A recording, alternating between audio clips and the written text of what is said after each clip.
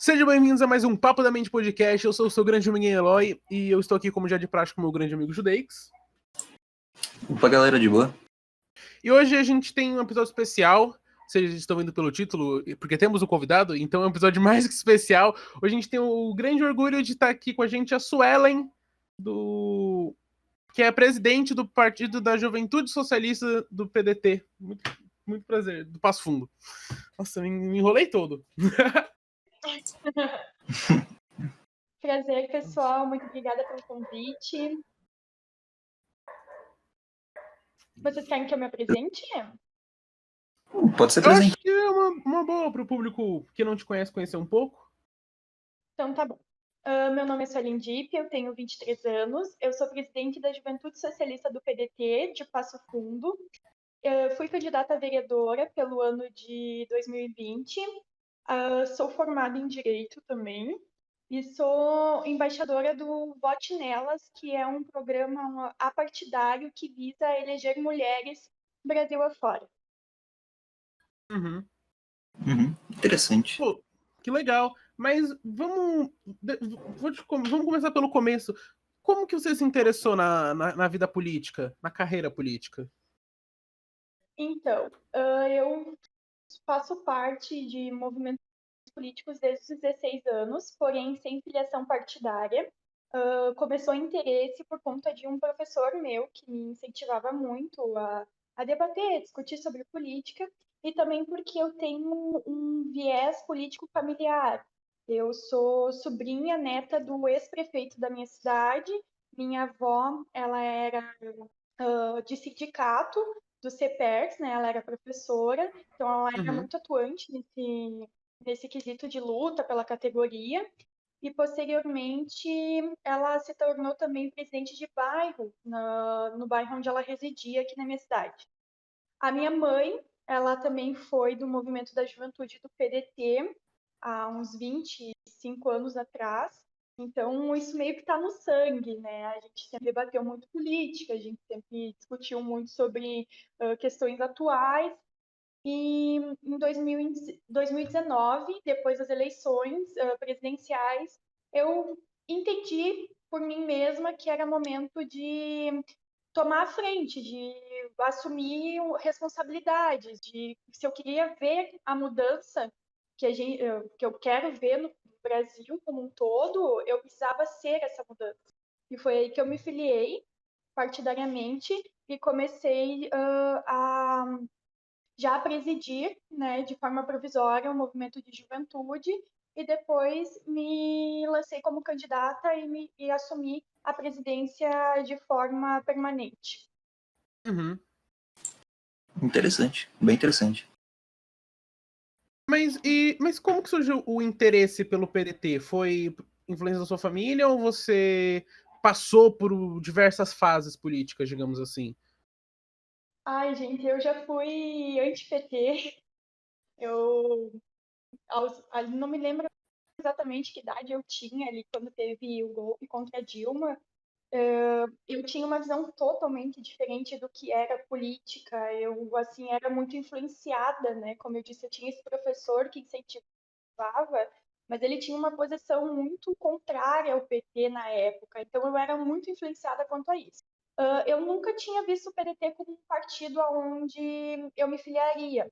Mas depois das eleições presidenciais de 2018, eu tive contato com um integrante do partido e acabei trocando uma ideia com ele. Ele me convidou para participar, me deu um livro que contava um pouco mais da história do Brizola. Eu conversei com a minha mãe. No mesma época, eu recebi um convite do PSB para fazer parte da juventude do PSB. Só que aqui no meu município é um partido com o qual as minhas ideias não batem, é totalmente controverso. Eu acho que ele não segue a linha nacional que ele deveria.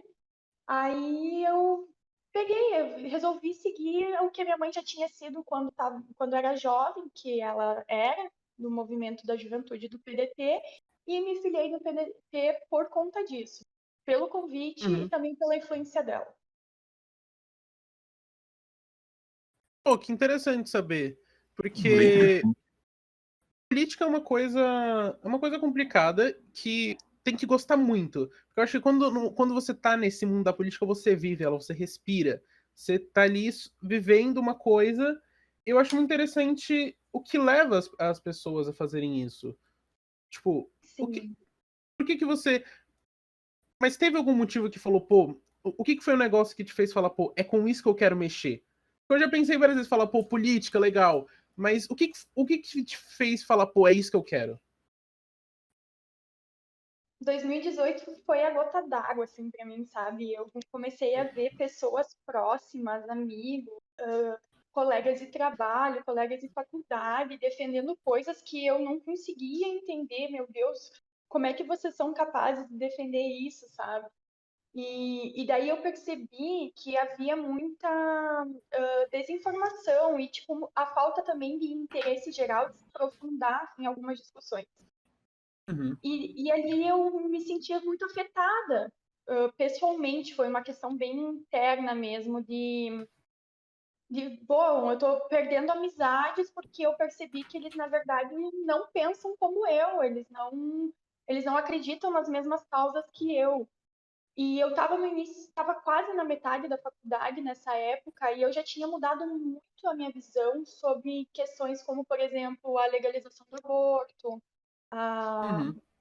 a questão da pena de morte, a maioridade penal, já tinham sido coisas que eu já tinha mudado o pensamento, que antes eu era a favor, era contra e passei a ser a favor, e coisas que eu era a favor e passei a ser contra, porque eu entendi que aquilo era melhor para o todo, para o geral, não só para mim individualmente. Então, esse foi o ápice, sabe? Quando eu me senti diretamente afetada pela forma de pensar das outras pessoas. E aí eu disse, não, eu preciso fazer algo referente a isso.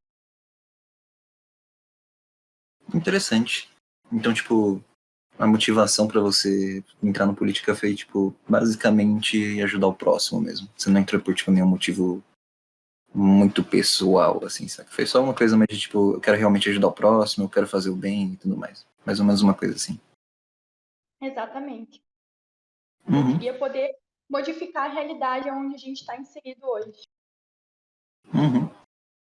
Tipo, eu tenho certeza que pelo menos, tipo, uma grande maioria dos políticos é assim também. Tipo, se interessaram justamente na política por conta disso.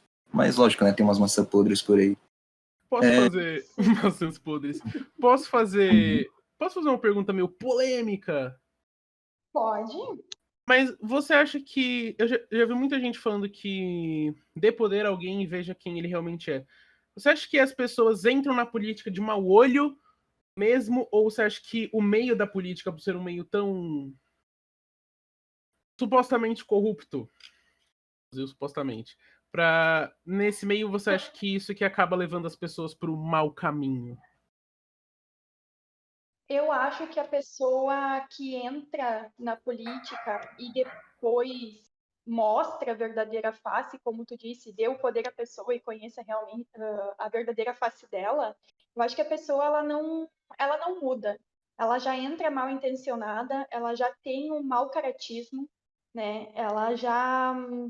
Ela não é que o ambiente influencie. Se tu tem princípios, se tu tem valores, pode vir com quantidade de dinheiro que pode vir com a melhor oferta que for. Se isso for prejudicar os outros, tu não vai aceitar. Porque tu vai fazer aquilo por amor à tua causa, tu vai fazer aquilo pela tua luta, por aquilo que tu defende. E não porque tu quer se beneficiar. Até porque um dos maiores políticos que, ao meu ver, para mim, foi o Brizola, sabe? E eu vi aquela incandescência que tinha nele ali, aquele fogo em lutar pelo bem comum. E eu não sei se ele de fato ele era, assim, eu não pude conhecer ele, é a visão que eu tenho dele com base naquilo que eu venho vivenciando e estudando e ouvindo sobre ele, mas eu tenho isso em mim. Então, eu tenho princípios e eu tenho valores, e eu sei que eu não me venderia por nada que fosse afetar os outros, direta ou indiretamente. Uhum. Porque eu acho que o Brasil talvez um dos lugares que a gente mais tem exemplos de como que alguém pode ser muito filho da puta. Ah, tem. Tem sim. Eu acho que Então, principalmente nessas últimas eleições, né? Que a gente tem nesses últimos anos aqui. Desculpa te cortar, Judex. não, tá de boa. Só ia só complementar falando isso mesmo. Mas, tipo, cara, uma dúvida minha, que eu aposto que deve ser uma dúvida de, tipo, muita gente que tá escutando a gente agora, é o que necessariamente faz uma vereadora suplente? Vereadora suplente, ela, hoje, por exemplo, vou dar no meu caso, tá? Vou relatar o que eu faço. Hoje eu faço parte do conselho de mandato de uma vereadora eleita aqui no meu município, representando a juventude do partido, porque ela é do PDT também, aonde a gente constrói em conjunto o mandato dela. Então, antes de ela fazer ir votar num projeto, ou fazer um indicativo, defender alguma causa, ela se reúne com um grupo aonde eu faço parte, que é esse conselho, e a gente Uhum. discute qual vai ser o voto dela ou a posição dela frente àquele projeto, indicativo, ou seja lá o que for que esteja sendo discutido. A gente também tem um trabalho social que é muito importante, que é ajudar no trabalho de base, que é a formação política, a formação de grupos para, agora na pandemia, por exemplo, arrecadar alimentos para aqueles que estão em situação de vulnerabilidade. Também tem a questão de estar participando de atividades dentro do município que representem um interesse bem comum, né? Tem, hoje, com a campanha de vacinação, tu pode voluntariar para fazer parte. Então, o trabalho de uma suplente é estar ali presente, mesmo que não se tenha um cargo. E por isso que que eu considero tão importante quanto o trabalho de um vereador. O vereador recebe para estar ali, o suplente ele faz porque ele tem uma vocação para aquilo, sabe?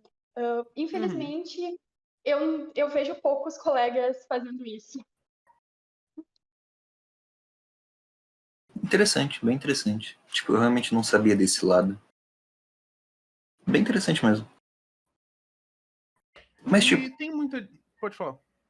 Uhum. então, pô, você se uniu ao PDT e tudo mais, mas, tipo, você acha que o partido ele bate com seus ideais? Não. Eu, eu sou muito criticada porque eu sou uma pessoa que bate muito de frente quando acha que algo está errado. Não sou uma pessoa ponderada como geralmente um político é, que é diplomata, dialogar e coisa.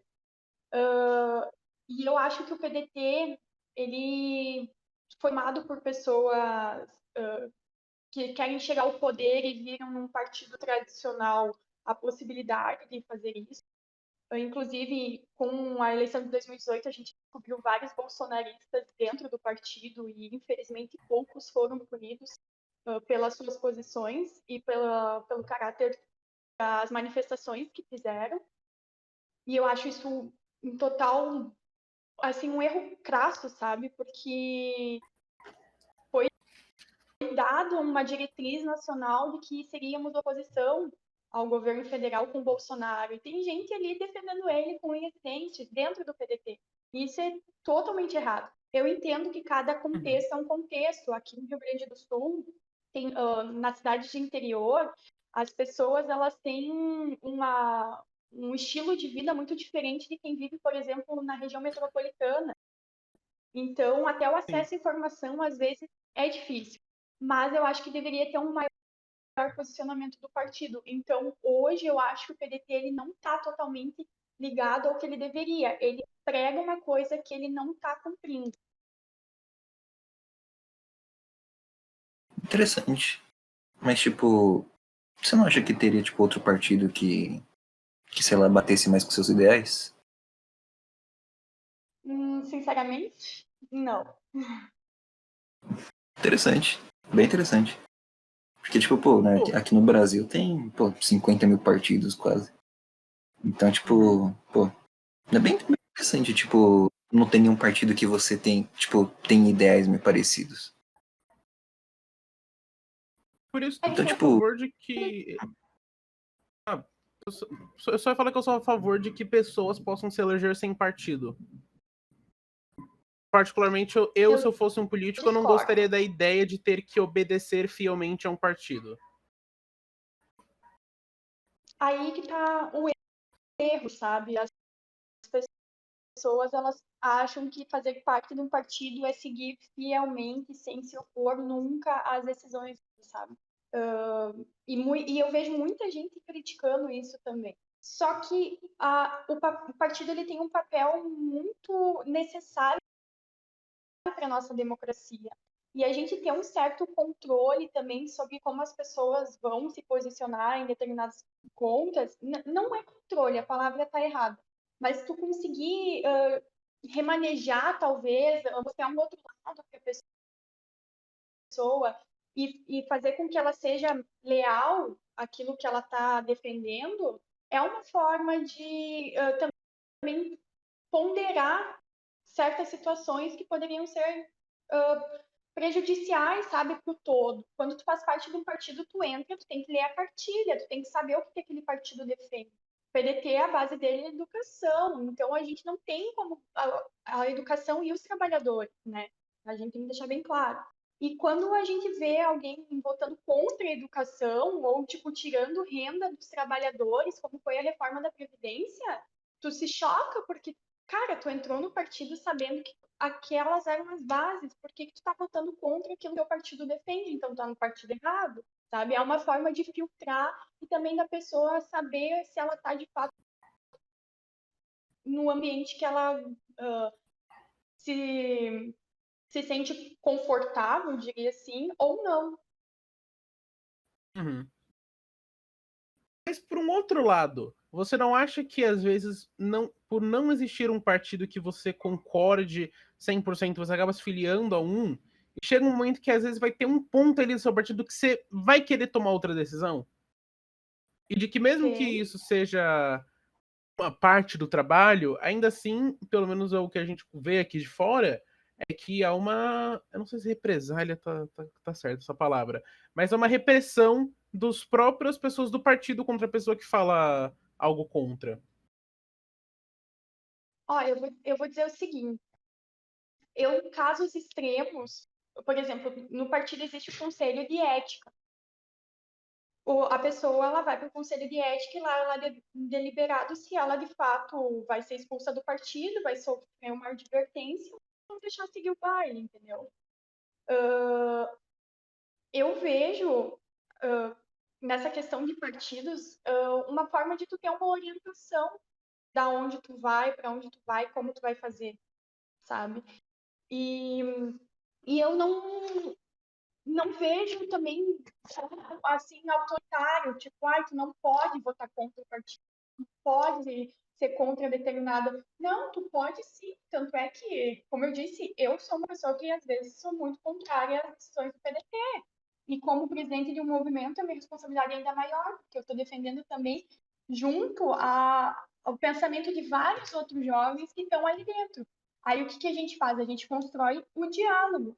A gente determina, ó, a orientação do partido é essa, mas não é obrigado a seguir ela, sabe? Agora, se for algo muito, como eu disse, tu votou contra algo que é tipo, basilar dentro do partido, aí sim, aí a gente leva para o conselho de ética e vamos discutir uma punição, uma sanção, uma expulsão que se faça jus àquilo que tu contrariou, mas ele não te proíbe de pensar diferente ou até mesmo querer votar diferente.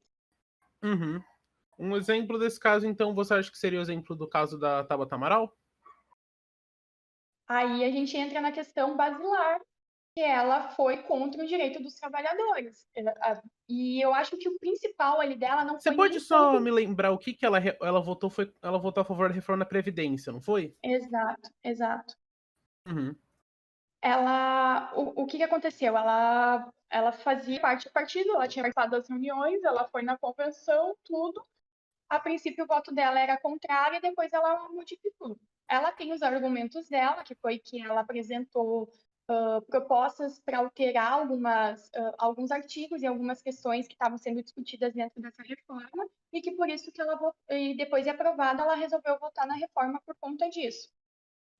A questão, acho que maior dela, é que ela foi eleita com uma visão dela imaculada, de uma guriazinha nova que veio da periferia, conseguiu estudar em Harvard, venceu, era inteligente e tinha entrado para o partido onde a educação é base e ela tinha um projeto de educação e ainda tem muito forte, né? E ela acabou decepcionando os eleitores dela com o voto da Previdência.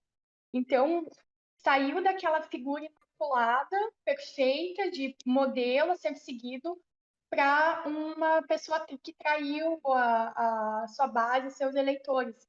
Então, eu acho que ali não foi só o voto dela que influenciou, também tinha a questão midiática e também a questão de ela ter vendido uma imagem que depois as pessoas se decepcionaram porque não era aquilo que ela representava. Uhum. Bom, mas existe alguma pauta, digamos assim, alguma pauta base do PDT que você discorda ou não? Eu acho que assim, pauta base eu diria que não, mas eu vejo algumas figuras dentro do partido que já não deveriam mais estar ali, sabe? Já deu o tempo deles. E uma das Uhum, maiores críticas que eu tenho ao partido hoje é que a gente não forma novos quadros. A gente não faz esse trabalho de base, de fortalecer lideranças para que venham a substituir aquelas que estão hoje à frente do partido, né? Às vezes eu até me questiono, tipo, e se a gente não tivesse o Ciro para concorrer, quem que a gente ia lançar? Porque a gente tem nomes muito bons, mas nem nome a nível presidenciável como o dele, sabe? E eu me uhum, preocupo muito com isso. entendi. Mas esqueci brevemente o que eu ia te perguntar, na verdade. Mas você não acha que. Eu vou dar uma de advogado do diabo aqui, não necessariamente eu Tá bom. concordo com o que eu fale. Mas você não acha que um político que ele chega lá e ele, digamos, trai os seus ideais, ou que ele trai os eleitores, mas mas o político acha que tá fazendo uma coisa certa, você acha que é algo punível? Não só mostrando a opinião, porque além de tudo a política, eu acho que, como você disse, tem que dar talvez mais atenção para as pessoas que são do partido do que o partido em si. Não sei se foi necessariamente isso que você disse, mas você não acha que ter uma pequena autoridade, talvez rebeldia contra o partido sobre algum outro tema que você não concorde, não torne algo mais, eu não sei, mais razoável? Aí eu vou responder como uma advogada, depende. Depende, porque vai depender a pauta que está sendo discutida, vai depender o momento em que ela está sendo debatida. A gente pode ter opiniões e ainda assim fazer parte do partido, mas quando entra muito em choque, quando tu tem muita coisa que não bate com o que o partido representa, tu tem que se questionar se tu está no partido certo. Como vocês mesmos disseram, a gente tem inúmeros partidos hoje no Brasil. Então, se tu acha que, por exemplo, o PDT não é um partido liberal, se as tuas pautas econômicas são liberais, obviamente tu não tá no partido certo, tu tá defendendo de forma equivocada, isso, tu tá usando o partido apenas como um mecanismo para tu chegar onde tu quer. Mas tem outros partidos que tu pode utilizar sem queimar o teu nome, o nome do partido e sem criar esse atrito. Você acha que chega a ter tanto partido assim? Você tem bastante, mas você acha que é humanamente possível você achar um partido que você vá concordar? Você cem por acha que isso é cento uma não. falha do jogo? Eu acho que 100% tu nunca vai encontrar um partido que seja 100%, assim, ó, que tu diga 100% eu sou igualzinho a esse partido. Eu acho muito difícil, assim. Uns 99 ok, mas 100% não tem como. Uhum. Não, eu concordo. Eu acho que foi meio exagerada minha analogia, mas eu acho que, de algum certo modo, eu acho que eu vejo um problema na realmente na existência de, tipo, não diria na essência de partidos, mas eu acho que partido é uma coisa muito forte. Acho que é uma coisa que talvez não devesse durar tanto tempo quanto dura. Eu vou explicar isso eu vou só explicar um ponto meu. Eu, particularmente, acho que o PT deveria ser extinto. Não as pessoas, eu só acho que o partido deveria ser quebrado e que faça um novo. PT 2.0, uma estrelinha vermelha com um 2 ali do lado. Mas eu acho que o nome, que o poder que você dá quando você coloca uma grande instituição, mesmo que não seja no poder, eu acho que você acaba atrelando uma imagem muito forte que você nunca vai conseguir se desvencilhar e sempre vai ser rotulado. Tá, eu entendi teu ponto de vista, mas eu vou te dar um exemplo de um partido que tentou isso há pouco tempo atrás e não teve muito sucesso, que foi o PCdoB. O PCdoB tentou criar um movimento 65 para se desvincular um pouco da imagem de comunista que ele tinha. E falhou miseravelmente, porque as pessoas, elas sabem que o partido só mudou de nome, os ideais ainda são os mesmos. Então, Uhum. então, tipo assim, eu acho que o partido ele é uma composição de ideais, de ideologias, e tu pode mudar o nome, destruir ele quantas vezes quiser, que as pessoas que estão inclinadas e simpatizam com essas ideologias e ideais, eles vão se unir novamente, sabe? É como eu vejo. Então, eu acho que pode destruir o nome PT, trocar, fazer um novo nome, sei lá, criar um novo símbolo. A ideologia vai ser a mesma, o que eles pregam vai ser a mesma coisa. Então, seria necessária uma reformulação, talvez na cartilha do partido, sabe? Uma reformulação na cartilha, mudar o posicionamento dele sobre algumas coisas, a forma de pensar e tal. Aí pode ser que algo de fato, a quebra desse partido pudesse vir a ocorrer. Mas sem isso, eu acho assim, ó, impossível. Mas eu acho que o nome PT tá muito ligado a muitas ideologias que às vezes eles nem defendem, porque quem não quer ser do PT não é. A própria vice do Boulos aqui em São Paulo, a Erundina, ela saiu. Ela não Sim, gostou, acho que ela foi pro PSOL. Foi pro PSOL. Eu acho é. que eu entendo que você não concorda com algo, você sai, mas eu acho que o nome, do mesmo jeito que você dá, ou falar o PDT, que virou o partido do Ciro Gomes, o PSB, o DEM, todos os nomes que têm esses cabeças, que eu acho que uma hora você acaba, talvez, tirando a atenção. Eu acho que você tira a atenção de outras pessoas, talvez. Fica tudo baseado no que o Ciro Gomes pensa, ou que Ah, o eu entendi o presidente que ali do você quer. partido tá Do falando lucro. do Lula, do Bolsonaro, de qualquer pessoa. Eu acho Uhum. que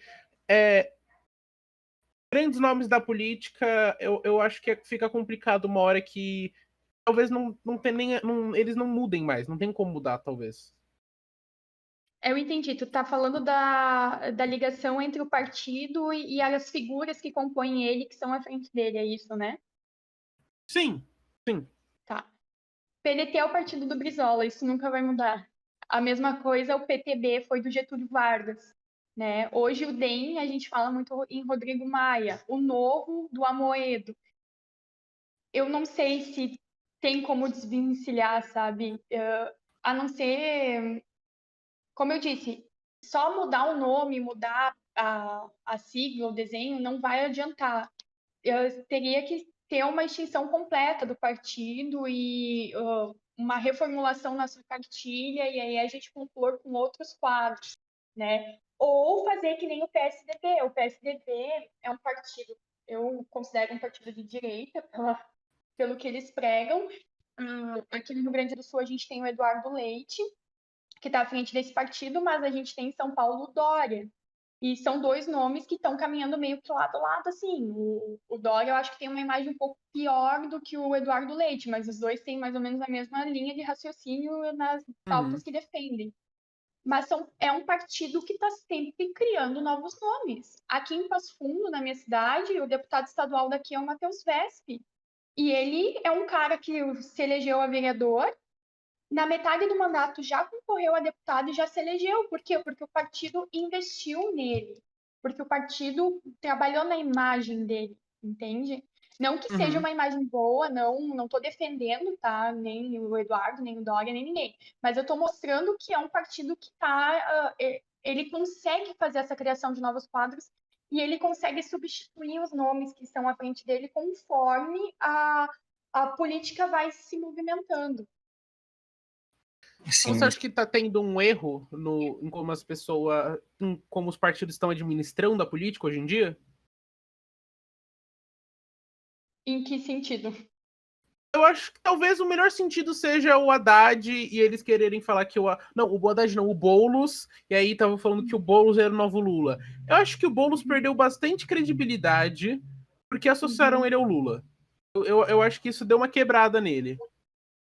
Que querem associar com os grandes nomes e sempre eles e não querem mudar, não querem dar espaço para novas pessoas. Não que essas novas pessoas de hoje em dia sejam melhores, mas eu acho que fica nos mesmos 14 caras ali que estão todo ano, os caras que aparecem de 4 em 4 anos que fora isso você nunca mais vê, e aí só tem eles praticamente. Eu entendi Sim, o que você tá querendo, tipo, trazer. Porque, tipo, foi a mesma coisa que aconteceu com o Haddad, tipo, em 2018. Que, tipo, pô, o PT não queria eleger o Haddad vendendo o Haddad. Ele queria eleger o Haddad com a imagem de que o Haddad era o Lula. Tipo, Lula e Haddad. então, então, cara, isso aí pra mim foi uma das piores decisões que o PT poderia ter Não, tido, tá ligado? a campanha do PT em 2018 foi hilária, porque no final eles mudaram a cor da campanha. Então, Eles perderam o negócio do vermelho, sei lá, e botaram a Manuela ali no meio também, que eu não sou o maior fã da Manuela Dávila. Eu não sou uma pessoa muito gentil. Não sei assim, porque eu ó, falei isso. não,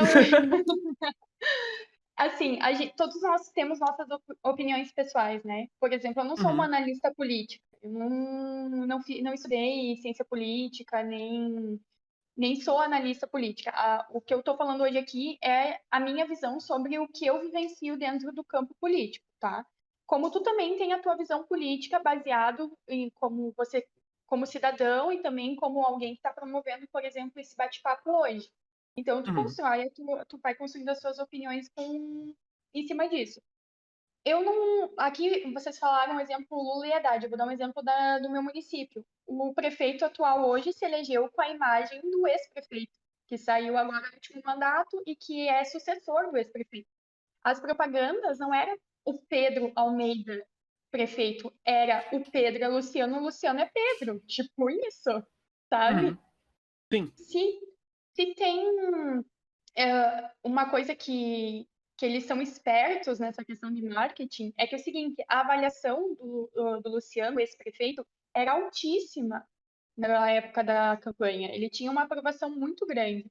Então, por que fazer uma campanha sozinho, aonde o Pedro era pouco conhecido, né? Ele tinha sido secretário da Cultura, mas ele não era um cara assim de nome que nem o Luciano é. Então, eles usaram o marketing para eleger o Pedro e deu certo. Foi uma coisa que funcionou. Não acho que seja o comando do partido que faça isso. Eu acho que é quem está nos bastidores ali trabalhando no marketing, divulgação, construção de imagem da pessoa, que está sendo esperta porque está associando. Pensa, Uhum. bom, o cara tem uma aprovação bacana, o outro vai suceder ele. Vamos pegar uma pessoa bem apessoada para poder fazer a campanha. E funcionou. Ó, eles tentaram fazer isso com o Lula e com a Haddad também, porque o Lula ainda tem uma aprovação grande. A gente tem milhares de pessoas que são praticamente devotas ao Lula, sabe? O marido da minha Então, mãe é petista roxo. pois é aquelas pessoas que amam o PT, mas principalmente a figura do Lula, sabe? Tem um nome que dão para ele que agora não me vem à mente, mas que falam sobre isso, sabe? Então, o que eles fizeram? O Lula estava inelegível, né? Eu acho que, inclusive, eles foram bem. Não vou usar uma palavra muito grotesca aqui, mas eles foram um Pode pouco falar o que você espertos. quiser. se soltar. Não, mas Isso, eles foram um pouco pode. espertos, porque. Desculpa. Opa, não, tudo bem, pode Tudo bem, continuar tudo bem. raciocínio. Eles foram loucos espertos porque, assim, eles começaram vendendo a imagem de que o Lula poderia ser presidenciável. Eles começaram com a ideia de que o Lula iria ser presidente.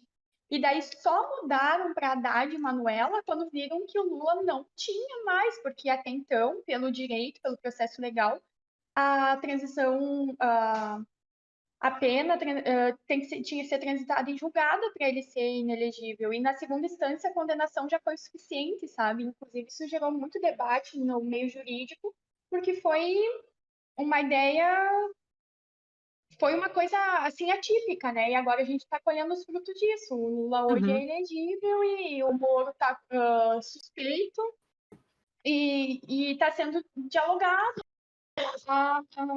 essas questões da violação do direito do Lula na campanha de 2018. Uhum.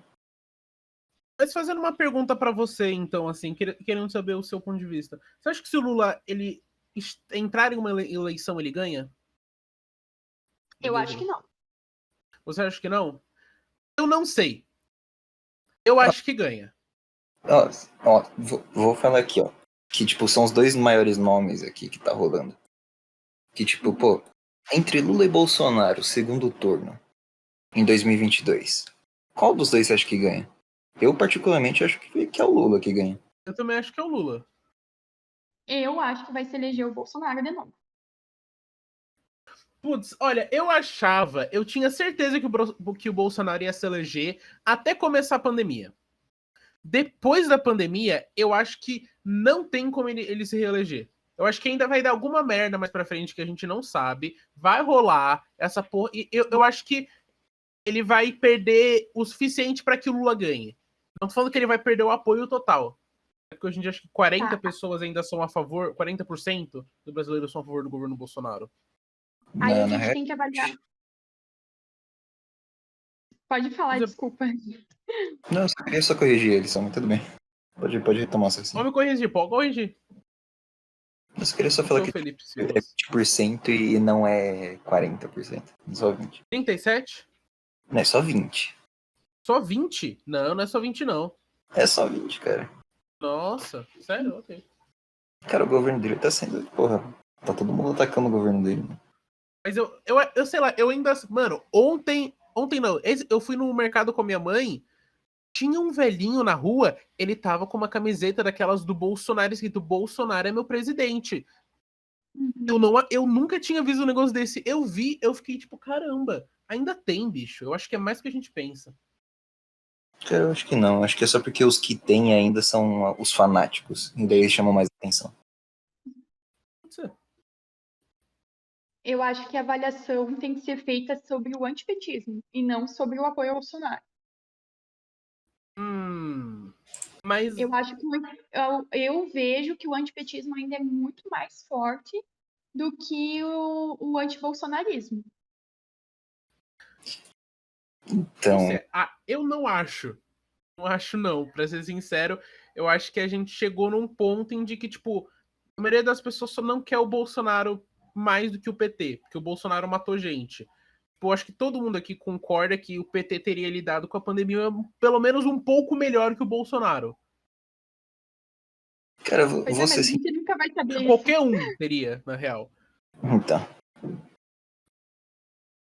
Pô, eu acho que talvez a gente chegou num ponto em que o pessoal não quer o Bolsonaro e o PT, tipo, não, a gente não vai ter opção, tá ligado? Eu acho que aí a opção, o Bolsonaro não vai se prevalecer. Olha, um segundo turno, Bolsonaro e Lula, eu vou ficar muito triste. Muito mesmo. Porque eu acho que a gente precisa reenergizar, não é a palavra, como é que. Renovar, sabe? A gente precisa botar um político que seja mais moderado, que não tenha tanto populismo carregado junto. Eu sou suspeita para falar, e vocês devem saber quem que é meu candidato de primeiro Sim, turno, né? sim. sim, sim. Mas mesmo que não fosse ele no segundo turno e fosse Lula e outra pessoa, eu ainda ia preferir a outra pessoa, que não fosse Bolsonaro, óbvio, né? Porque eu acho que a gente precisa ter essa oportunidade de ver o Brasil fora das polarizações. A gente Sim. hoje está muito polarizado, eu nunca vi tanta gente irritada ao mesmo tempo, a gente não pode comentar nada que seja fora ou do lulapetismo ou do bolsonarismo, que as pessoas elas simplesmente se ofendem como se a gente estivesse atacando diretamente elas, sabe? Sim. Se criou essa se criou essa questão de violência que ficou muito mais acentuada durante anos do Bolsonaro, porque ele incentivou muito a isso, ele citou muito a isso, ele facilitou o acesso às armas, e agora, com tudo que vem acontecendo nos últimos dias, e eu me preocupo muito porque a gente perdeu. Para mim, o Brasil sempre foi um país, não de pessoas alegres, sabe? Mas de pessoas receptivas, pessoas acolhedoras, que a gente conseguia, que a gente chegava aqui e a gente se sentia confortável em conversar, em debater, em dialogar. E eu não vejo mais isso no meu país. O meu país, ele está se apagando. Ele está Uhum. se dividindo entre duas polarizações, porque se tu é anti-Bolsonaro, óbvio que tu é PT, e se tu é anti-PT, é óbvio que tu é Bolsonaro. Gente, não é assim. As coisas não Isso é a coisa funcionam que mais. mais me irrita atualmente. Então, Exato. Sabe, eu compartilho contigo o sentimento, porque o que que aconteceu com o nosso povo? O que que aconteceu que a gente perdeu o nosso brilho? A gente era um país que tinha tudo para ser mais foda que os Estados Unidos, para estar em desenvolvimento a 1.000 por hora, industrializado, com uma economia lá em cima. Ok, a pandemia, vamos esquecer que tem a pandemia e vamos dizer que a gente está num período normal, tá?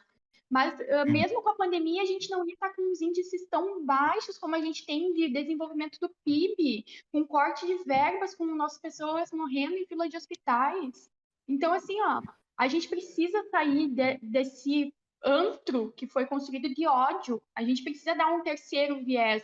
Não importa, o meu candidato primeiro turno é o Ciro Gomes, mas se não fosse, mesmo que não seja ele no segundo turno, contra Bolsonaro, contra Lula, eu gostaria que fosse uma terceira pessoa que pudesse trazer uma outra ideia sobre o Brasil e mostrar uma outra face, porque PT, governo PT, a gente já sabe o que eles defendem, como é que é, teve seus pontos bons e teve seus pontos ruins, teve, e a gente também já sabe como é que é o bolsonarismo, e o bolsonarismo não quer nem de graça de volta. É uma então, coisa que não gostaria nunca. Então vamos dar a oportunidade de ver o Brasil de outro ponto, de outro foco. sim, sim. Realmente tá tudo muito radical. Tipo, é só, tipo, ou um lado ou outro. Não tem um meio. Não tem um meio termo. Tipo, não tem como você ser, tipo, de centro no Brasil direito. Isso aí é foda, porque, cara, realmente, que nem você falou. Adoraria ter um terceiro nome, ao invés de Lula e Bolsonaro. Mas, infelizmente, se caso o Lula se candidatar, no segundo turno eu só tô vendo essas duas opções. Mas também quem que tem pra ir no primeiro turno? Porque apesar da gente ter bastante nome, quem que são os caras que vão fazer tanto barulho contra os 5, sei lá, que estão ali todo ano? Então, Quem vai ser o cara que. Quem vai. Não, vai ser o Juninho Soares do partido de tal lugar que não tem uma. Não tem uma disponibilidade tão grande. Que não tem como ele chegar ao poder se não tem poder para ele.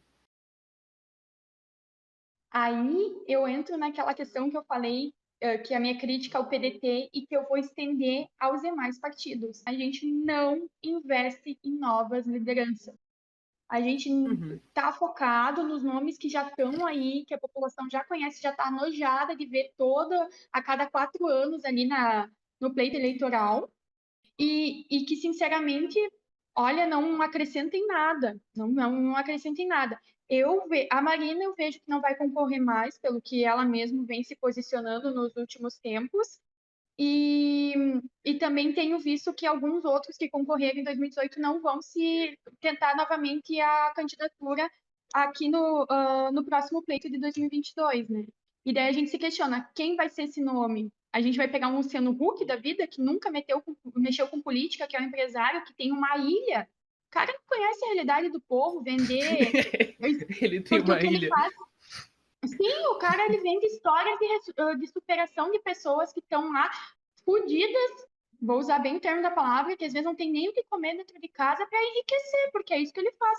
Vai lá e abraça a pessoa que é pobre, que não tem, às vezes nem conseguiu terminar os estudos, e como se aquilo fosse, ai, olha só que lindo. Cara, é a mesma coisa que o Fantástico fez com a história do menino na árvore, meu. Ai, olha só, ele subiu na árvore para poder estudar. Isso não é superação, isso é banal. Estão Então, vendendo como se fosse superação. Isso não é.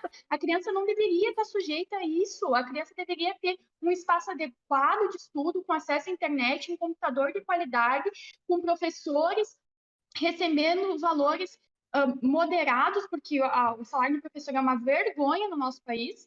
E é um profissional muito importante, e é o mais desvalorizado, e daí vem vender como site de superação, ai, quem quer consegue, meritocracia. então, velho, tipo, numa sociedade que funciona, não era nem pra isso acontecer, saca? Então não tem por que dar alma pra isso. Não tem por que Acho bater. que sempre leva que o pior problema de todos os países do mundo é a educação. O sistema de ensino atual é falho. Não só do Brasil, mas do mundo inteiro. Do Brasil é pior, e de vários lugares, mas eu acho que também tem a ver com o sistema. Eu discordo, porque a gente tem países da Oceania, por exemplo, ali na Nova Zelândia, Noruega, esqueci o nome dos outros agora, mas esses países que são pequenos, são menores, que hoje vivem na Oceania, eles são países que o índice de desenvolvimento deles é altíssimo. E a questão geográfica influencia, eles são países pequenos, mais fáceis de controlar, papapá. Não, é questão de gestão. Coloca o Bolsonaro lá governar para ver se eles não vão lá para baixo. Concordo. Mas eu acho que Entende? Mas eu não tô falando no sistema de gestão, tô falando no sistema de ensino. Mas eu Jeito que é também ensinado. mas eu também estou citando isso, porque lá a criança ela não tem mais a aula expositiva, que a professora vai lá, passa no quadro, tudo bonitinho, o aluno copia, decora e vai para a prova. Não. Lá a criança ela é incentivada a desenvolver a sua criatividade. Lá a criança ela interage com o conteúdo, ela não só senta numa classe em filinha indiana, com os coleguinhas, copia do quadro, responde uma questãozinha e é isso aí. Ela desenvolve várias capacidades. E não é só copiando, sabe? Então, eu acho que o sistema no Brasil está muito falho, a gente deveria rever ele, mas tem países que já dão um exemplo disso e que poderiam a gente usar o exemplo deles e investir aqui, que iria influenciar e melhorar também a nossa qualidade de ensino. Uhum. Bom, é que eu sou meio suspeito pra falar quanto a isso. Eu sou um péssimo aluno na escola. Não sou, eu não sou, eu não tiro notas ruins, mas o sistema, eu sou suspeito pra falar porque o sistema não se adequa a mim. É horrível falar isso. Mas, por exemplo, eu tenho transtorno de déficit de atenção e hiperatividade. A minha mente ela não funciona muito bem. Eu tenho uns parafusamentos na cabeça. Então, é justamente esse tipo de aula que o professor chega lá e senta e fica falando e uma aula chata. Uma aula chata que eu fico olhando pro concreto da parede, eu vejo o cara, eu acho mais intuitivo.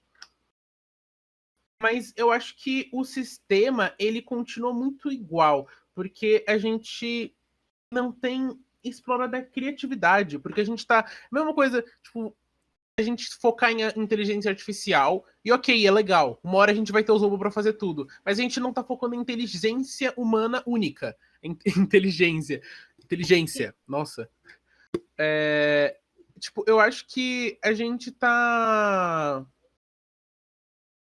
gente tem que chegar num ponto em que a gente tem que valorizar as pessoas por serem seres humanos e entender que talvez devessem ter mais métodos de ensino, principalmente ensino em casa. Eu sou muito a favor de ensino em casa.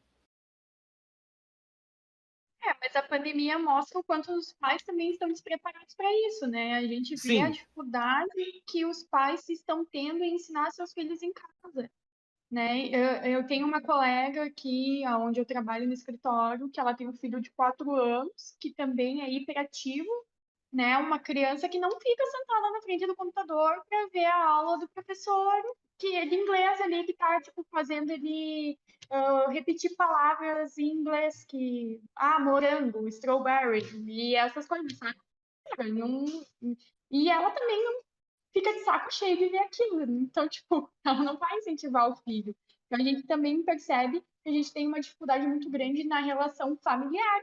Lembrando que hoje no Brasil, a gente tem cerca de 36% dos alunos não têm acesso à internet, né? E muito menos em um ambiente adequado para estudar, que é um lugar Uhum. silencioso, sem distrações, onde ele possa focar naquilo que ele está aprendendo, né? Então, a gente tem muito a avançar antes de chegar no ensino dentro de casa. A gente tem que melhorar a qualidade do ensino público. E eu concordo contigo e eu entendo esse teu problema e até venho estudando mais sobre isso, que eu tenho um projeto que eu tenho que apresentar até setembro, outubro por ali, que é um projeto sobre a evasão escolar, para combater a evasão escolar, porque os alunos simplesmente estão desinteressados. Eles Uhum. preferem ir trabalhar, porque ali dá rentabilidade, eles têm dinheiro para gastar, do que investir na própria educação, né? Então, e daí você vai falar, eu tenho um problema de déficit de atenção, né? E, e daí eles não estão focados em mim, o sistema não se adapta a mim. E realmente, o problema é o sistema, não é você. O problema é que o sistema não conseguiu alcançar a tua individualidade como aluno e não conseguiu desenvolver as suas capacidades dentro daquilo que tu poderia desenvolver. Sim. E aí tá falho. Então, eu concordo contigo. Eu acho que o ensino dentro de casa também poderia ser muito benéfico. Só que a gente tem muitas coisas a suprir antes de chegar a esse ponto. E uma delas é a fome. Porque a gente ainda tem muito aluno que a única refeição que faz durante o dia é na escola. Uhum. E daí, como é que você vai tirar o aluno desse ambiente escolar, que ali é onde o único lugar que ele tem uma alimentação de qualidade, que ele tenha acesso à questão social, de se desenvolver socialmente, e vai meter ele para dentro de casa, sendo que ele não tem nem o que comer. Sim. Sim. É complexo, é árduo, é um processo enorme, e a gente nem começou ainda. A pandemia só escancarou aquilo que já vinha tendo de problemas e agora nos desafia a pensar em soluções. Sim, então eu acho que uma coisa, um bônus, ignorando todos os ônus que a gente teve com a pandemia, é que as pessoas elas acabaram, nossa, hoje eu tô. Elas acabaram elas acabaram ensinando as pessoas a viver em casa. Então, sei lá, minha avó, que ela não confiava em deixar o modem do roteador dela ligado porque achavam que iam hackear a TV dela, começou a pagar a conta pela internet. Começou a ver um Netflix aí. Sim. Tipo, eu acho que as pessoas agora aprenderam a conviver em casa. Eu acho que isso é uma coisa que vai ajudar a sociedade. Ao mesmo tempo, eu acho que isso também alertou as pessoas que não conseguem viver em casa também. É aquele negócio, no começo era fique em casa. Hoje em dia, se você pode, fique em casa, senão você vai fazer o seu trampo.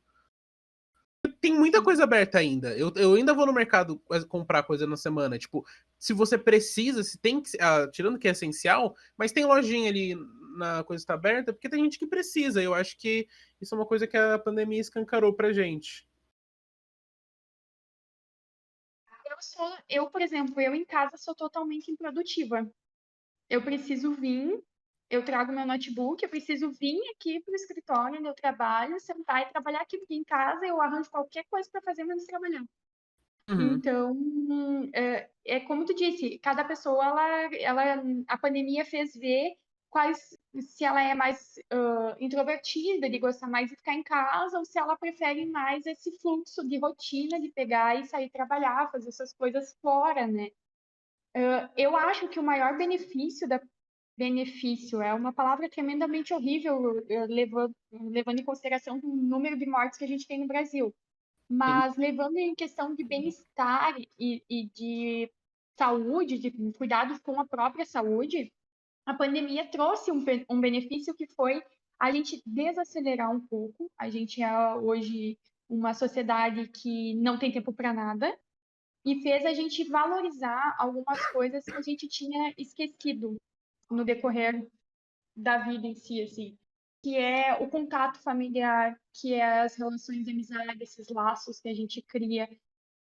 Fez também a gente usar de maneira melhor a tecnologia, porque a gente hoje está conversando aqui por um aplicativo, a gente está em Uhum. pontos completamente diferentes, e isso a gente talvez nem fosse pensar em fazer se não fosse por conta da pandemia que nos obrigou a fazer as reuniões virtuais, essas conversas virtuais, porque Sim. é bem menos burocrático e também bem menos custoso para nós fazer isso do que eu me deslocar até onde vocês estão, ou vocês se deslocarem até nós, até mim, no Uhum. caso. Então, tem também os seus bônus em relação à pandemia, que foi essa questão de cuidado. As pessoas. Eu lembro que no início tinha várias lives até do pessoal fazendo yoga, fazendo exercício físico. As pessoas Sim. passaram a olhar mais para si mesmas e pensar: bom, eu estou em casa, eu preciso ocupar minha mente e o meu corpo. Como que eu vou fazer isso? Ah, eu vou fazer um exercício físico que eu não fazia antes, vou começar uma nova rotina. E isso é bacana, é interessante e mostra como a gente consegue se moldar como sociedade. Uhum. Uhum. Eu queria te fazer uma pergunta que é fugindo bastante do tema, até na real. Tá bom. Mas que é uma pergunta que eu tenho muita curiosidade sobre isso. Qual que é a sua opinião à legalização das drogas? Das drogas em geral, As drogas eu, em geral. eu sou contra. Das drogas em geral. Eu sou a favor da legalização da maconha. Também. Uhum. Mas que interessante. Eu acho muito. Não sei se eu acho tão surpreendente você pensar assim. Mas é bem surpreendente ver, porque ainda tem muita gente que é bastante contra ela. Uhum. No Mas, próprio episódio passado, a gente estava conversando com um youtuber canábico. Ele é um cara. Ele tá lá, ele já conseguiu um público muito grande. Ele só fala sobre isso. E principalmente uhum. espalha o conceito dos benefícios da legalização. Uhum. Exato. Mas, tipo, você não acha que, tipo, é necessário também, tipo, legalizar as drogas? Porque, tipo, todas, eu tô falando Eu também. porque, tipo, ó, querendo ou não, as outras drogas acabam também, tipo, deixa eu pensar direito, ó. As outras drogas acabam... é que é meio delicado esse tema. Mas, tipo, as outras drogas, você acha que elas não acabam sendo, tipo, meio... Meio que, tipo, elas sofrem um preconceito a mais, pois elas são mais pesadas. E por isso... Olha o que você tá falando. Eu concordo Eu com sei. você até certo ponto aí. Não, tá ligado? Mas, tipo, você não acha que tipo, elas sofrem um certo preconceito? Tipo, eu não tô falando de, tipo, que elas não são tão ruins assim, não. Tô falando, são ruins. Mas, tipo, não é melhor, tipo, legalizar tudo, não, ao invés de só legalizar uma substância? Porque o problema. Desculpa te cortar. Pode falar. Não, pode Não, eu falar. só ia dizer que o problema, acho que é quando isso influencia alguém que não é você. Mas até então, eu não gosto da ideia do Estado me dizendo que eu posso ou não consumir, desde que isso não infrinja outra pessoa. Se você tá bêbado e bateu o carro e fez uma merda, o seu problema é todo seu e você sabia disso quando você bebeu. Mas eu acho que, tipo, por algum motivo qualquer, você quer usar qualquer coisa que não seja maconha. Porque maconha não acho que nem dá pra considerar como droga. Você quer usar isso, eu acho que se a pessoa quer, ela tem um direito, sabe? A diferença da droga pro remédio é a dosagem. E sem falar que, deixando, tipo, as outras drogas, né, tipo, ilegalizadas, basicamente você ainda tá deixando, tipo, o sustento pro crime organizado, saca? Eu vejo dessa forma também. Uhum. É que assim, eu não concordo em. Eu não concordo nem que o álcool seja legal, porque eu acho que ele é muito mais prejudicial do que benéfico para quem faz o consumo, né? Eu bebo Uhum. álcool. Eu não sou hipócrita de vir aqui dizendo, eu sou contra, eu não bebo. Eu bebo sim, eu bebo socialmente, eu tenho um controle sobre mim mesma, sabe? Mas eu também acho que deveria sim ter um certo controle, até pela venda, porque o álcool, ele acaba com o fígado, ele causa acidente, ele causa acidentes, não, a pessoa que consome causa acidentes. Só que o consumo exagerado dessa bebida, do álcool, gera esse tipo de consequência, atrofia o cérebro. Tem muitos, olha, prejuízos para a pessoa, no fundo, Uhum. sabe? Mas você não acha que se a pessoa entende isso e mesmo assim ela quer, você não acha que é um direito dela? Eu não acho certo o Estado dizer que não é meu direito querer, sei lá, beber até cair. Não que eu faça isso, mas ou que eu queira fumar uma maconha, se eu queira cheirar alguma coisa. Eu acho que ou sei lá, tomar ayahuasca, se bem que eu acho que a ayahuasca é legalizado. Que é uma droga psicoativa muito diferente das outras, é legalizada e não tem nenhum problema, mas tipo, o Estado ele não tem que dizer o que eu tenho que fazer ou não nesse sentido, eu acho. É a minha vida. Eu Mas é acho que aquela questão. eu acho que a questão que tu tá levantando aqui não é nem a questão da legalização das drogas em geral, mas sim o controle do Estado sobre as suas vontades individuais. Uhum. É isso, né? Acho que sim. Mas em pauta a legalização das drogas, porque quando eu digo legalização das drogas, eu tô dizendo de todas. Eu acho que se você quer, então que compre uma cocaína de uma farmacêutica que tá na farmácia, que você compra uma dosagem segura, papapá, você tá pagando imposto fazendo isso, que seja, mas eu acho que tem que ter essa opção. Uhum. Tá, E sem mas eu falar. acho que não, só que Não, tu eu só não, queria só, complementar uma última coisa. pode Que falar.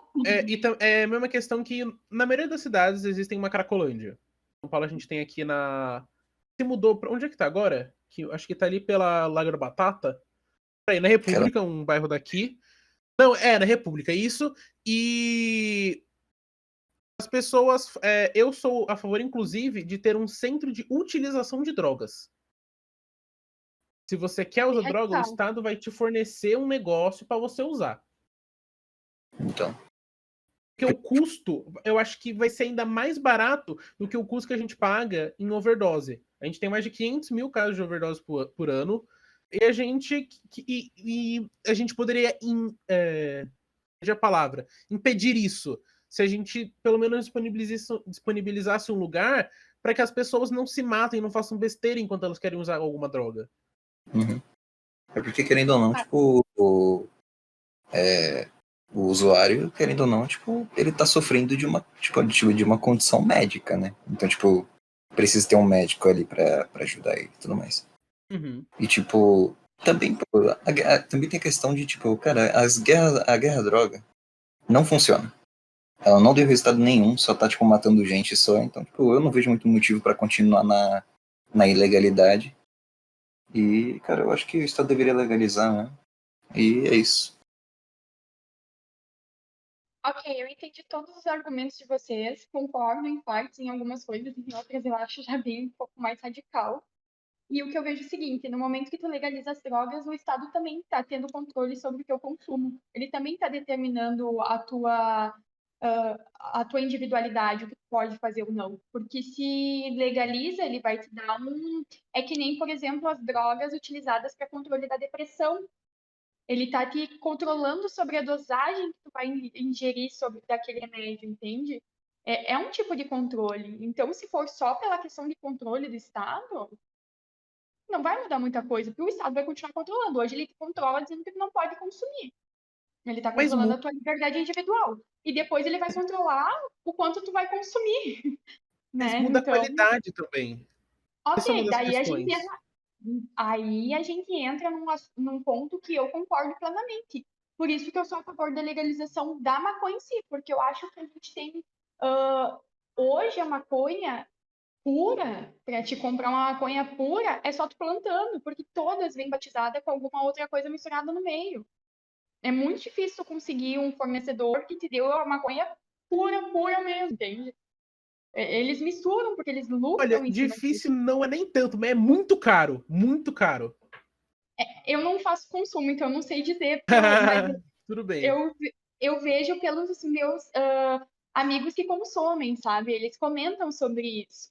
Então, eles Uhum. também falam: eu preferia 1000 vezes plantar o meu pezinho lá e saber o que eu estou consumindo do que isso aqui, que eu não sei o que está misturado no meio. E eu concordo. Sem contar que a maconha, a cannabis em si, ela já foi comprovada por N questões de que ela é benéfica para vários tipos de doenças, para convulsão, epilepsia, para quem tem autismo, para quem tem, bom, inúmeras doenças, a cannabis é utilizado, o medicamento é utilizado para o controle dessas doenças. Então, assim, nesse ponto eu concordo completamente contigo. A qualidade com uma legalização seria muito superior. E até o controle do Estado ia tirar um pouco da mão desses traficantes que acabam destruindo vidas e famílias inteiras, às vezes, porque eles fornecem esse tipo de droga que vem em dosagens altíssimas, a pessoa consome, às vezes nem sabe o que está consumindo, porque tem tanta coisa misturada ali, e, sabe, nem esse viciar acaba se viciando pela questão da composição que tá ali no meio. Aí a gente entra numa Uhum. parte que eu vou concordar contigo, sabe? Mas eu já não concordo que a gente tem que legalizar irrestritamente todas as drogas. Não, peraí, vamos ver até que ponto isso vai ser benéfico ou não, que tipo de droga, por que que a gente vai legalizar, ela traz algum benefício ou é só para a pessoa viajar tranquila, tipo, sabe? Fugir um Sim. pouquinho da realidade. Mas não, Então, mas eu acho que se a pessoa quer viajar, ela também, eu acho que é um direito dela. não, Porque eu não tô. existem muitos países que só liberam maconha medicinalmente, e não recreativamente. Porque mesmo que seja só para ser o recreativo, ainda assim ajuda. Ainda assim abaixa seus níveis de ansiedade, abaixa. Faz você ter uma compreensão diferente do mundo. Não, eu só usei o exemplo de viajar para dizer uma das coisas que iriam ser pesquisadas. Por exemplo, um cigarro não faz viajar, não tem nenhum benefício, a não ser aquele tipo relax no momento que a pessoa está fumando, e ainda tem mais de 2.000 substâncias tóxicas. Pode causar câncer no pulmão, ainda o cheiro é horrível, vamos ser sinceros, eu tenho pavor Uhum. de cigarro. Então, Sim.